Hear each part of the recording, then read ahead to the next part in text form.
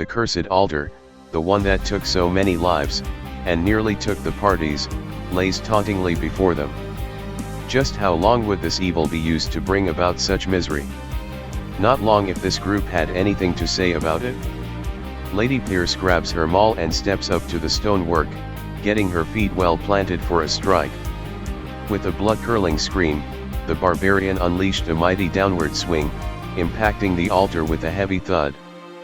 Her body immediately flew backwards and landed hard at the bottom of the steps, leaving Lady Pierce unconscious and unmoving. An extremely worried Phil races over to tend to Lady Pierce, as a determined Kainen decides to take bat. Surely, he could deliver some deadly blows to this instrument of evil. The party silently watches as he takes a tactical approach, swinging the maul carefully but purposefully at his target. He was not prepared. Within seconds, Kainen found himself on his back, grasping his head in incredible agony. Phil the Brave, holding Gar's mighty trident in his tiny little halfling hands, decides to take his own strike. The party has been lucky so far, so perhaps this is his moment to shine.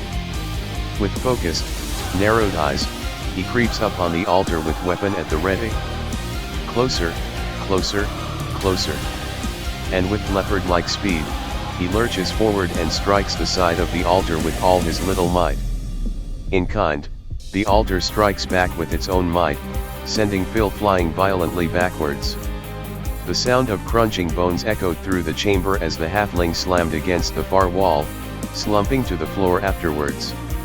Without raising his head, the little halfling very slowly, and very weakly raised a thumbs up. He does little else. Havi sees what these cultists have done to their forests, what they've done to the party members. Even now, with so many cultists cut down, this bastion of evil continues to menacingly taunt their friends. Enough was enough. Havi surges with adrenaline and angrily storms up to the altar. With maul raised, Havi pauses to glare at the stonework with intense hatred. Finally, Havi lets out a mighty, ear-piercing screech and begins the assault, mercilessly pounding the altar, over and over and over and over and over. The altar desperately tried to lash back out, but it was unexpectedly overwhelmed by the quick-paced impacts. The entire party went slack-jawed watching their avian companion relentlessly raging against the machine. Like a sped-up metronome, the repeated impacts echoed throughout the chamber and nearby hallways. Havi paused with labored breath while surveying the network of cracks throughout the altar. The avian's adrenaline had finally stopped and its strength was now sapped.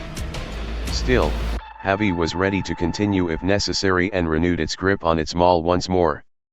It was not necessary.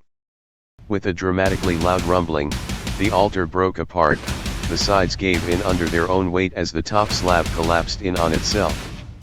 The pieces eventually settled and the dust cleared to reveal a powerless pile of rubble. The satisfied, but exhausted bird proudly surveys the ruins as the battle-weary party lauds Havi.